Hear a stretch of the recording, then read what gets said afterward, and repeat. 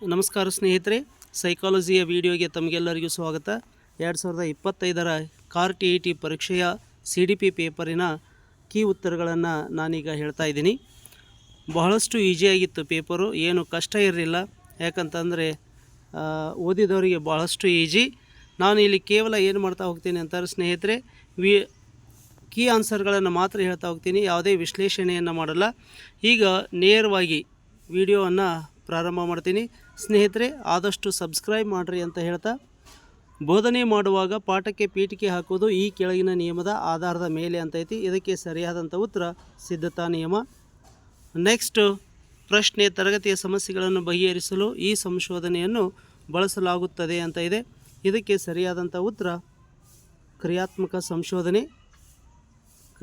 ಸಂಶೋಧನೆ ಆಗಿದೆ ಸ್ನೇಹಿತರೆ.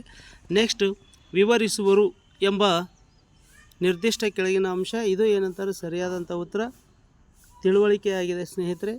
ನೆಕ್ಸ್ಟ್, ಸಂಶ್ಲೇಷಣೆ ಮತ್ತು ವಿಶ್ಲೇಷಣೆ ಈ ವಲಯದ ಉಪವರ್ಗಗಳು ಅಂತ ಇದೆ. ಇದಕ್ಕೆ ಸರಿಯಾದಂಥ ಉತ್ತರ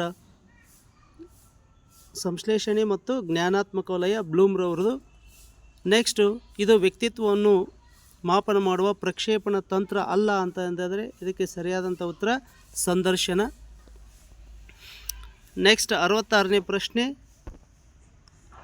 IQ = MA/CA × 100 ಈ ಸೂತ್ರದಲ್ಲಿ MA ಎಂಬುದು ಪ್ರತಿನಿಧಿಸುವುದು ಅಂತ ಇದೆ. ಇದಕ್ಕೆ ಸರಿಯಾದಂಥ ಉತ್ತರ ಮಾನಸಿಕ ವಯಸ್ಸು, ಅಂದರೆ ಮೆಂಟಲ್ ಏಜ್ ಅಂತ ಕರಿತೀವಿ. 67ನೇದು, ಈ ಕೆಳಗಿನವುಗಳಲ್ಲಿ ಕಲಿಕೆಯಲ್ಲಿ ಹಿಂದುಳಿದ ವಿದ್ಯಾರ್ಥಿಗಳಿಗಿರುವ ಶೈಕ್ಷಣಿಕ ಕಾರ್ಯಕ್ರಮ ಅಂತ ಇದೆ. ಕಲಿಕೆಯಲ್ಲಿ ಹಿಂದುಳಿದವರು ಅಂತಂದರೆ ಪರಿಹಾರ ಬೋಧನಾ ಕಾರ್ಯಕ್ರಮ ಸ್ನೇಹಿತರೆ ಇದು. ನೆಕ್ಸ್ಟು, ಪ್ರೇರಣೆ ಮತ್ತು ಅಗತ್ಯತೆಗಳ ಶ್ರೇಣಿಯನ್ನು ಚರ್ಚಿಸುವ ಸಿದ್ಧಾಂತ ಯಾವುದಂತ ಅಂತಂದರೆ ಮಾಸ್ಲೋರವರ ಸಿದ್ಧಾಂತ ಸ್ನೇಹಿತರೆ. ನೆಕ್ಸ್ಟ್ ಪ್ರಶ್ನೆ, ಈ ಕೆಳಗಿನವುಗಳಲ್ಲಿ ಒಂದು ಅವಧಾನದ ನಿರ್ಧಾರಕವಲ್ಲ ಅಂತಂದಿದ್ದಾರೆ. ಇದು ಏಕತಾನತೆ, ಸರಿಯಾದಂಥ ಉತ್ತರ. ಸಮೀಪ ಅಭಿವೃದ್ಧಿ ವಲಯ ZPDಯನ್ನು ಹೇಳಿದವರು ಯಾರು ಅಂತಂದರೆ ಲೇವ್ ವೈಗೋಟ್ಸ್ಕಿ ಅವರು. ಸರಿಯಾದಂಥ ಉತ್ತರ ಲೈವ್ ವೈಗೋಟ್ಸ್ಕಿ ಅವರು. ನೆಕ್ಸ್ಟ್, ಸಮಗ್ರತೆಯಿಂದ ಭಾಗಗಳ ಕಡೆಗೆ ಎಂಬ ಬೋಧನೆಯ ಸೂತ್ರ ಇದರ ಅನ್ವಯಿಕತೆಯಾಗಿದೆ. ಇದಕ್ಕೆ ಸರಿಯಾದಂಥ ಉತ್ತರ ಒಳನೋಟ ಕಲಿಕಾ ಸಿದ್ಧಾಂತ ಆಗಿದೆ ಸ್ನೇಹಿತರೆ. ಮಾನವ ವಿಕಾಸದಲ್ಲಿ ನಾಯಕನ ಆರಾಧನೆಯ ಅವಧಿ ತಾರುಣ್ಯಾವಸ್ಥೆ ಆಗೈತಿ. ನೆಕ್ಸ್ಟ್, ವ್ಯಕ್ತಿಗಳು ವಿರುದ್ಧ ಲಿಂಗದ ಸದಸ್ಯರ ಒಡನಾಟವನ್ನು ಬಯಸುವ ಹಂತ, ಅದು ಕೂಡ ತಾರುಣ್ಯಾವಸ್ಥೆನೇ ಆಗಿದೆ ಉತ್ತರ. ನೆಕ್ಸ್ಟ್, ತಾರುಣ್ಯಾವಸ್ಥೆಯನ್ನು ಸಾಮಾನ್ಯವಾಗಿ ಈ ಯುಗ ಎಂದು ಕರೆಯುತ್ತಾರೆ ಅಂತ ಇದೆ.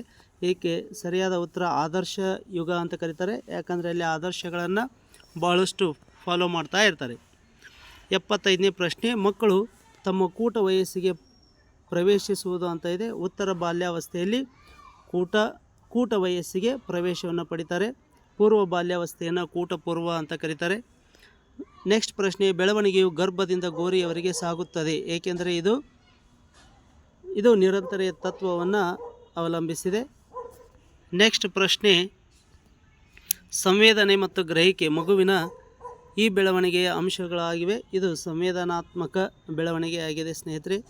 ಬಾಲ್ಯಾವಸ್ಥೆಯಲ್ಲಿ ಸಾಮಾಜಿಕ ವಿಕಾಸವು ಪ್ರಧಾನವಾಗಿ ಪ್ರಾರಂಭವಾಗುವುದು ಅಂತ ಐತೆ. ಇದಕ್ಕೆ ಸರಿಯಾದಂಥ ಉತ್ತರ ಮನೆಯಲ್ಲಿ ಅಂತ. 79ನೇ ಪ್ರಶ್ನೆ, ಈ ಹಂತದಲ್ಲಿ ಎಲ್ಲ ಬಾಲಕರು ಮತ್ತು ಬಾಲಕಿಯರು ಬೆಳವಣಿಗೆಯಲ್ಲಿ ವೇಗವನ್ನು ತೋರಿಸುತ್ತಾರೆ. ಸರಿಯಾದ ಉತ್ತರ ಶೈಶವಾವಸ್ಥೆ. 80ನೇದು, ತರುಣರನ್ನು ನಿರ್ವಹಿಸುವಲ್ಲಿ ಕೆಳಗಿನದು ಶಿಕ್ಷಕರ ಗುಣವಲ್ಲ ಅಂತ ಇದೆ. ಕಟ್ಟುನಿಟ್ಟಿನ ಸಲಹೆಗಾರರು ಆಗಿರಬಾರದು.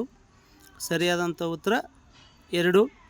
81ನೇದು, ಜ್ಞಾನವನ್ನು ಅನ್ವಯ ಮಾಡಲು 5V ಮಾದರಿಯ ಹಂತದಲ್ಲಿ ಅವಕಾಶ ಮಾಡಿಕೊಡುತ್ತದೆ. ಯಾವ ಹಂತ ಅಂದರೆ ವಿಸ್ತಾರ ಹಂತ, ಎಲಾಬೊರೇಟ್ ಸ್ಟೇಜ್. ಕಲಿಕೆಗೆ ಸಂಬಂಧಿಸಿಲ್ಲದೆ ಇರುವ ಅಂಶ ಯಾವುದು ಅಂತ ಇದೆ ಸ್ನೇಹಿತರೆ. ಇದು ಸ್ವಲ್ಪ ಕಷ್ಟಕರವಾದಂಥ ಪ್ರಶ್ನೆ. ಇದಕ್ಕೆ ಸರಿಯಾದ ಉತ್ತರ ಬುದ್ಧಿಶಕ್ತಿಯ ಮಟ್ಟವನ್ನು ಮಾಪನ ಮಾಡುವ ವಿಧಾನ ಸರಿಯಲ್ಲ. 83ನೇದು, ಕಲಿಕಾರ್ಥಿಯು ಕಲಿಯಲು ಜೈವಿಕ ಮತ್ತು ಶಾರೀರಿಕ ಸಿದ್ಧತೆ ಇದಾಗಿದೆ ಅಂತೈತಿ. ಅದು ಪರಿಪಕ್ವತೆ, ಮ್ಯಾಚುರಿಟಿ ಸ್ನೇಹಿತರೆ. 84ನೇದು, ಮೊದಲೇ ತಿಳಿಯದಿರುವ ಮತ್ತು ನವೀನ ಚಿಂತನೆಗಳು ಮತ್ತು ಉತ್ಪನ್ನಗಳ ಪ್ರತಿ ಉತ್ಪಾದಿಸುವ ವ್ಯಕ್ತಿಯ ಸಾಮರ್ಥ್ಯವೇ ಸೃಜನಶೀಲತೆ ಸ್ನೇಹಿತರೆ ಅದು.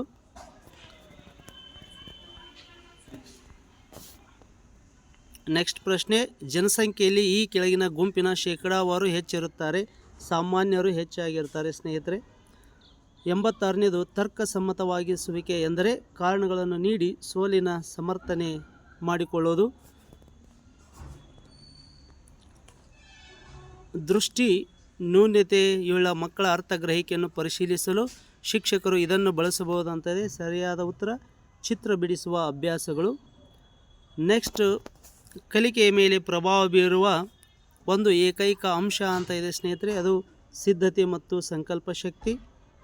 ನೆಕ್ಸ್ಟ್ ಪ್ರಶ್ನೆ 89ನೇದು, ರಾಬರ್ಟ್ ಗ್ಯಾನೆ ಅವರ ಪ್ರಕಾರ ಕಲಿಕೆಯ ಉತ್ತುಂಗದ ಹಂತ ಸಮಸ್ಯೆ ಪರಿಹಾರ ಸ್ನೇಹಿತರೆ. ಇದು 90ನೇ ಪ್ರಶ್ನೆ, ಅಳುವುದು, ಕಿರ್ಚಾಡುವುದು, ಒದೆಯುವುದು ಇದು ಕೋಪಕ್ಕೆ ಸಂಬಂಧಪಟ್ಟಿರ್ತಕ್ಕಂಥದ್ದು. ಕೋಪಕ್ಕೆ ಸಂಬಂಧಪಟ್ಟೈತೆ ಅಂದರೆ A4 ಯಾವುದರಲ್ಲಿ ಐತಿ ನೋಡ್ಕೊಂಡು ಬಿಟ್ರೆ ಅದು ಸರಿಯಾದಂಥ ಉತ್ತರ. A4 4ನೇದರಲ್ಲಿ ಐತಿ, ಆದ್ದರಿಂದ 4ನೇದು ಸರಿಯಾದಂಥ ಉತ್ತರ. A4 ಇದು ಸರಿಯಾದಂಥ ಉತ್ತರ ಆಗಿದೆ ಸ್ನೇಹಿತರೆ. ಅದನ್ನು ಸ್ವಲ್ಪ ಡೀಟೇಲ್ ಆಗಿ ನೋಡೋದಾದರೆ, ಅಳುವುದು, ಕಿರ್ಚಾಡೋದು, ಒದೆಯೋದು ಕೋಪ, ಬಚ್ಚಿಡೋದು, ಗೋಳಾಡೋದು, ಪಲಾಯನ ಇದು ಭಯ ಆಗಿದೆ ಸ್ನೇಹಿತರೆ. ಪೋಷಕರು ಮತ್ತು ಹಿರಿಯರಿಗೆ ಪ್ರಶ್ನೆ ಕೇಳೋದು ಇದು ಕುತೂಹಲ ಆಗಿದೆ. ಹಠಮಾರಿತನ, ಜಗಳ ಗಂಟಿತನ ಇದು ದ್ವೇಷ ಆಗಿದೆ ಸ್ನೇಹಿತರೆ. ಈ ವಿಡಿಯೋವನ್ನು ನೋಡಿದ್ದಕ್ಕಾಗಿ ಎಲ್ಲರಿಗೂ ಧನ್ಯವಾದಗಳು. ನಿಮ್ಮ ಸ್ನೇಹಿತರಿಗೂ ಶೇರ್ ಮಾಡಿ ಹಾಗೂ ಸಬ್ಸ್ಕ್ರೈಬ್ ಮಾಡಿ ಅಂತ ಹೇಳ್ತಾ ಈ ವಿಡಿಯೋವನ್ನು ಇಲ್ಲಿಗೆ ಮುಗಿಸ್ತಾ ಇದ್ದೀನಿ. ಧನ್ಯವಾದಗಳು ಸ್ನೇಹಿತರೆ.